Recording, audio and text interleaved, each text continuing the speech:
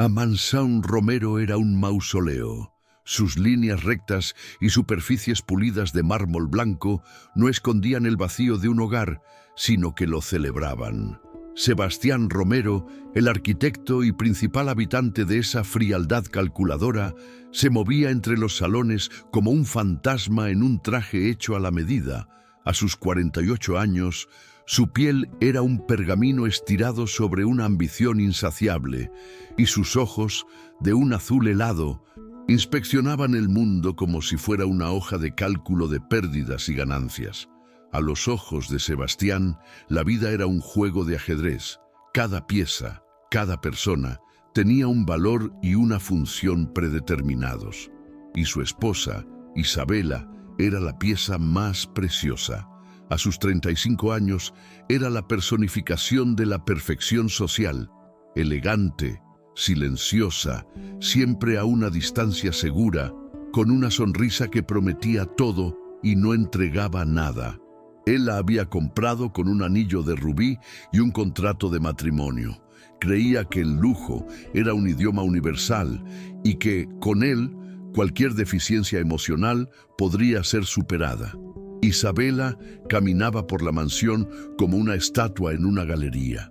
Sus vestidos de seda y zapatos de diseñador eran la armadura de su prisión y su mirada, a menudo perdida, era el eco de un alma que imploraba por aire. Vivía una vida de silencio, donde la única voz que oía era la del eco en su jaula de oro. Pero había un secreto, un oasis de vida que Sebastián ignoraba: el jardín. El vasto jardín en la parte trasera de la mansión era el único lugar que se negaba a la orden artificial impuesta por su dueño. Era el corazón palpitante de la casa, el único lugar donde Isabela se sentía libre, donde el olor a tierra y el susurro de las hojas eran más reales que el perfume de su marido. Y en ese santuario había un guardián, Mateo, el jardinero. Era lo opuesto a Sebastián. A sus 30 años, sus manos, curtidas por la tierra, eran un mapa de su vida honesta. No usaba trajes y su olor era el de un día soleado, de tierra mojada y sudor honesto. Sus ojos, de un café cálido y profundo, veían a Isabela no como la esposa del magnate, sino como la mujer que anhelaba un rayo de sol. El jardín era el mundo de Mateo. Plantaba semillas, no para complacer a un jefe, sino para alimentar el alma. Hablaba con las flores y ellas le respondían con colores y fragancias. Hilares, sin que nadie lo notara, el jardín se convirtió en el lugar de una conversación silenciosa, un diálogo entre la mujer aprisionada y el hombre libre. La ausencia de 3 meses de Sebastián fue un alivio. La casa se llenó de un aire nuevo. Isabela y Mateo comenzaron a compartir mañanas silenciosas, donde el único intercambio era el de las semillas, las miradas y las sonrisas.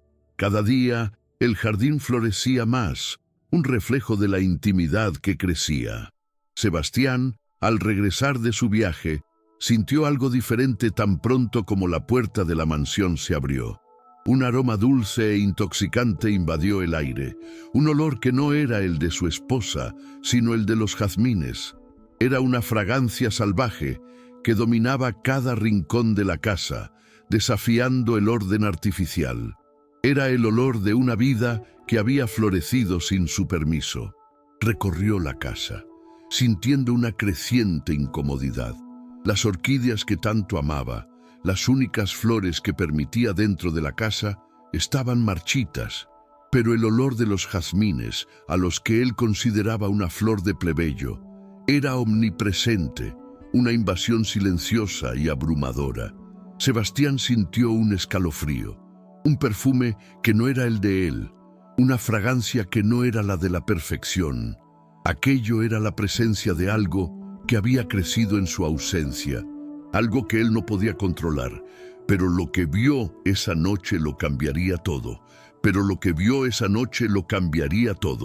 No olvides suscribirte y comentar desde dónde estás viendo esta historia. La brisa nocturna llevaba el aroma de los jazmines, una fragancia que parecía burlarse del orden que él tanto valoraba. Sebastián, cegado por una incomodidad que no lograba nombrar, siguió el rastro floral hasta el jardín, y allí, bajo la pálida luz de la luna, la encontró. Isabela no estaba en su usual vestido de seda. Usaba una túnica sencilla, con tierra manchando el dobladillo. No estaba de pie como una estatua, sino inclinada, con las manos en la tierra, como si fuera parte de ese mundo que él detestaba. A su lado, Mateo, con la azada descansando en el hombro, le sonreía. No era una sonrisa de adoración o de lujuria, sino de una complicidad serena. Los dos conversaban en susurros, y Sebastián vio algo en su rostro que nunca había visto en todos los años de matrimonio. Alegría genuina, una sonrisa que no era para la sociedad, sino para el alma. El corazón de Sebastián se oprimió de una manera que no reconoció. No era ira, todavía. Era una dolorosa percepción de su propia ausencia. Se retiró, escondiéndose detrás de un pilar de mármol. Los observó por minutos que parecieron horas.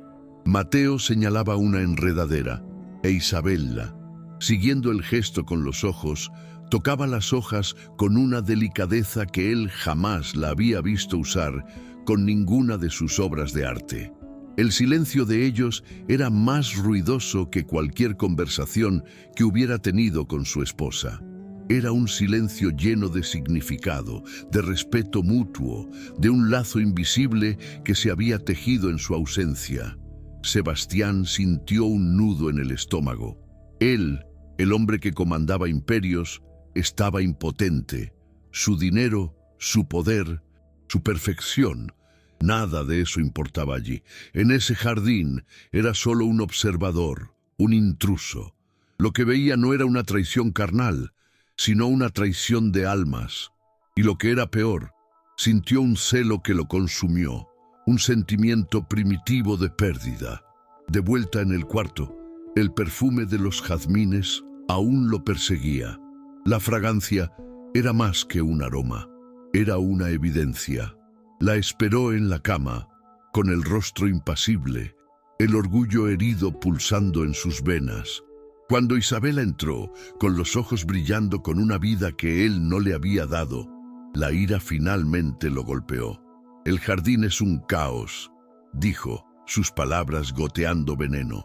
«Parece que la naturaleza se rebeló en mi ausencia». Isabela se detuvo. El brillo en sus ojos se apagó ligeramente. «No es caos, Sebastián, es vida, es la naturaleza mostrando que el control tiene sus límites». Él la miró, impactado por la audacia. ¿Dónde estaba su esposa silenciosa? ¿La que estaba de acuerdo con todo? El control es lo que nos mantiene en la cima, Isabela, y en nuestra vida todo tiene que estar en orden. Ella no respondió, pero su silencio era más elocuente que cualquier palabra. «Ina, si ya has sentido que perdiste algo importante por orgullo, prepárate para lo que sigue».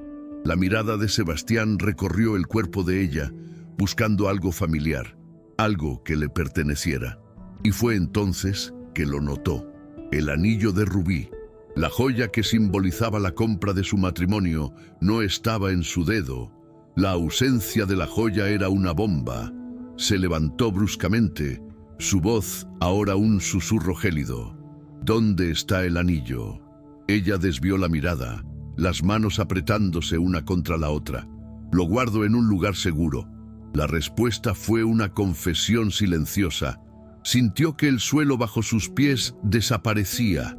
No era solo una joya, era la prueba de su derrota, el símbolo de su poder, ahora un lastre para ella. Salió del cuarto, con la cabeza dando vueltas. Lo único en su mente era la ubicación de esa joya.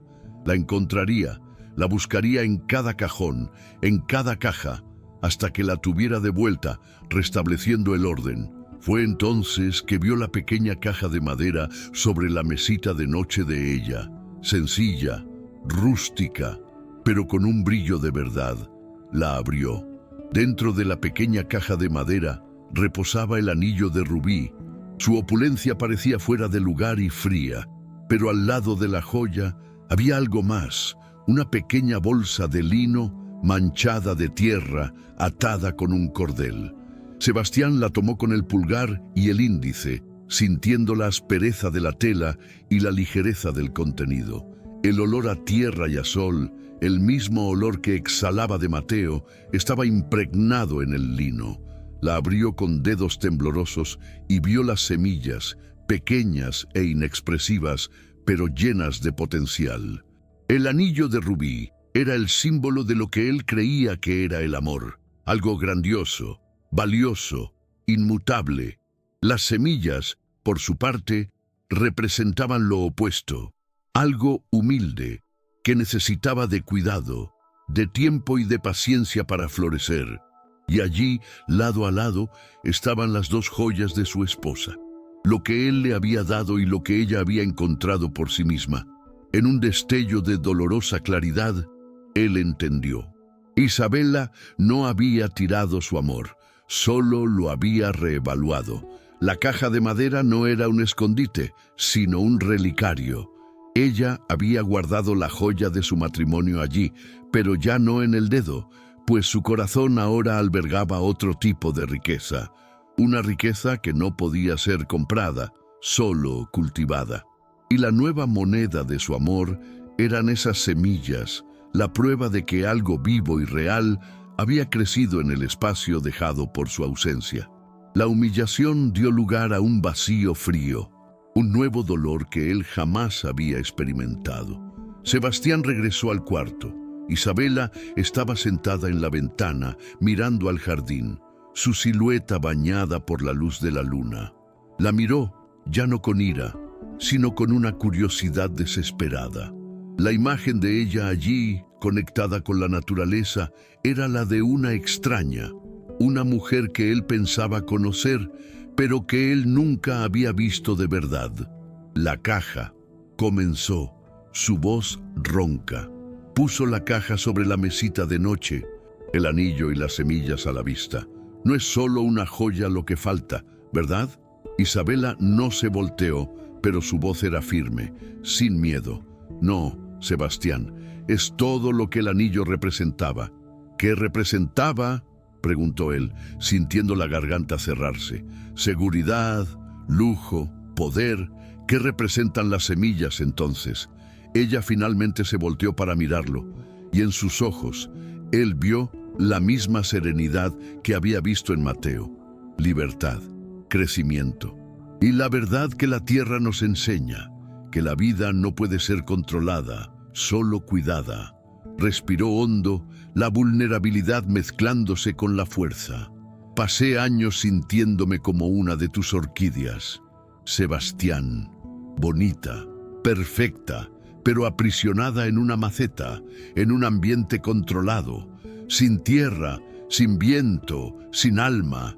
Y Mateo, él te dio la tierra, dijo, las palabras un eco de su propia derrota. Él me dio las semillas, corrigió ella. Me enseñó a plantar, a ver que algo simple y humilde puede florecer de una manera tan exuberante que su fragancia puede invadir toda la casa. Señaló el jardín, y la luz de la luna parecía enfatizar la exuberancia de las flores. El perfume de jazmín era la única cosa viva en esta casa. Era la única cosa real. Era el olor de la libertad. Sebastián se sentó en la cama, el peso de la verdad aplastándolo. La traición no era la de un cuerpo, sino la de una vida.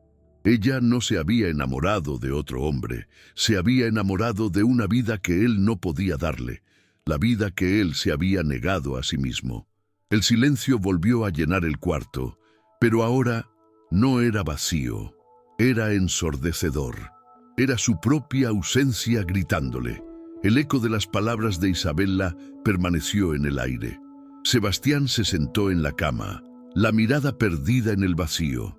La mansión, antes un santuario de su perfección, ahora era un monumento a su ceguera. Miró el traje hecho a la medida, tirado en el sillón, y el anillo de rubí en la caja de madera, y se dio cuenta de que esas no eran pruebas de su riqueza, sino de su pobreza. La riqueza de él era material, la de Isabela, espiritual. Y que en la balanza de la vida, la de ella pesaba más. La noche se prolongó en un tormento de autoconfrontación. Cada habitación, cada obra de arte, cada mueble parecía burlarse de él. Había construido un castillo, pero olvidó ponerle un corazón. Había comprado la más bella de las flores, pero la plantó en el concreto. Y la flor, hambrienta de tierra y sol, encontró a su propio jardinero.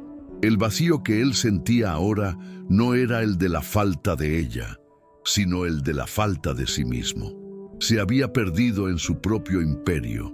Un recuerdo, hace mucho enterrado, emergió de la neblina de su orgullo. Era el inicio de su matrimonio. Isabela, en ese entonces, era más viva. Sus ojos tenían un brillo de esperanza. Ella había sugerido que tuvieran un pequeño jardín de hierbas en la cocina. Él, con una sonrisa condescendiente, se había burlado de la idea, diciendo que el olor a albahaca y romero estropearía el aire limpio de la casa. La había convencido de abandonar la idea, diciendo que compraría todas las hierbas del mundo para ella. Pero lo que ella quería no era la hierba, sino el acto de plantarla, de ver algo crecer con sus propias manos. Recordó otro momento cuando ella le mostró una maceta de flores que había plantado en el balcón. Ella estaba tan orgullosa, tan llena de vida. Él, sin embargo, la había regañado por manchar el balcón inmaculado con tierra. La convenció de que aquello era una ocupación de gente sencilla. En ese momento, pensó que la estaba moldeando para su mundo, cuando en realidad la estaba apagando. Poco a poco, la hizo retroceder hacia dentro de sí misma, hacia el silencio que él tanto amaba. El recuerdo fue una bofetada, un puñetazo en el estómago. El anillo de rubí no era el motivo de la ruptura, las semillas no eran el símbolo de la traición, eran solo las consecuencias de sus elecciones. La traición había sido de él. Él había traicionado el amor, la esperanza, la vida que ella le había ofrecido. Él había preferido el lujo vacío a la sencillez real. Y ahora, el castillo de naipes que él había construido se estaba desmoronando con el sonido del viento. El sol comenzó a salir, pintando el cielo de un suave anaranjado y rosa. La luz de la mañana inundó la ventana, y Sebastián vio el jardín en su totalidad. Cada flor, cada hoja, parecía un testimonio de la verdad. Era un paraíso que él había ignorado, un mundo que había crecido bajo su nariz. Su arrogancia lo había cegado, y la humildad, que él tanto despreciaba, lo estaba salvando. El dolor era inmenso, pero la claridad era aún mayor. Necesitaba hacer algo. Sebastián se cambió de ropa, eligiendo una camisa simple, sin corbata, y bajó las escaleras. La frialdad del mármol bajo sus pies parecía más presente que nunca. El perfume de jazmín, antes una ofensa, ahora era una invitación. Fue al jardín, ya no como un intruso, sino como alguien en busca de redención. Y allí, con las manos en la tierra, lo vio. Mateo. El jardinero no lo notó de inmediato. Estaba arrodillado, cuidando una pequeña planta, el rostro sereno y concentrado. No había malicia, no había triunfo, solo la paz de alguien que hace lo que ama. Sebastián se detuvo, el cuerpo paralizado por una mezcla de vergüenza y admiración. Ese hombre sencillo, al que él podría destruir con un simple chasquido de dedos, había ganado la batalla por algo que él nunca se dio cuenta de que estaba en juego: el alma de su esposa. La confrontación que tanto temía finalmente había llegado, y no tenía nada que ofrecer, excepto su propia derrota. El sol continuó subiendo, y la luz dorada iluminó el rostro de Mateo. Se levantó, finalmente notando la presencia del magnate. No había sorpresa en su mirada, solo una calma resignada. Esperó, la azada aún en su mano, consciente del poder que el hombre frente a él poseía, y del poder que él mismo poseía, el de una verdad simple e incontestable. Sebastián lo miró fijamente. No vio un rival, sino su propia incapacidad de conectarse con la vida. Vio al hombre que le daba a su esposa lo que él, con todo su dinero, nunca podría darle. La arrogancia que lo definió durante toda su vida se desmoronó en una única y dolorosa pregunta. ¿Qué tienes que yo no puedo comprar? Mateo, con voz tranquila, miró la tierra y luego a las flores que él mismo había plantado, la paz de un trabajo honesto, la belleza que solo la paciencia puede revelar y, más importante, el respeto que la tierra enseña. Miró a Sebastián sin juzgarlo. La vida tiene su propio precio, señor Romero, y el suyo no es en dinero. La respuesta fue un golpe en el corazón. No había nada más que decir. Sebastián no lo amenazó, no lo humilló. Simplemente se dio la vuelta y caminó de regreso a la mansión. No estaba huyendo, se estaba retirando. La victoria de Mateo no era sobre la posesión de una mujer, sino sobre el triunfo del alma sobre el materialismo. Y Sebastián, por primera vez, aceptó la derrota. Al entrar en la casa, el perfume de los jazmines lo recibió, ya no como una ofensa, sino como un recordatorio de la fragilidad de su mundo. Subió las escaleras, entró en su cuarto y miró el anillo de rubí en la caja de madera. La joya parecía aún más fría y sin vida. La tomó, sintiendo el peso del fracaso. No era el peso del rubí, sino el peso de una mentira que él había vivido por años. Se sentó en el escritorio, tomó un papel y un bolígrafo y escribió una sola frase: no para Isabela, sino para sí mismo. Lo que más busqué fue el control, lo que más perdí fue la libertad. Dobló el papel y lo puso sobre el anillo. El anillo era la joya de una vida que él había vivido, y el papel era la confesión de que era una vida que no le pertenecía. En silencio, hizo una pequeña maleta, dejando atrás la mayoría de sus ropas caras, sus relojes y sus joyas.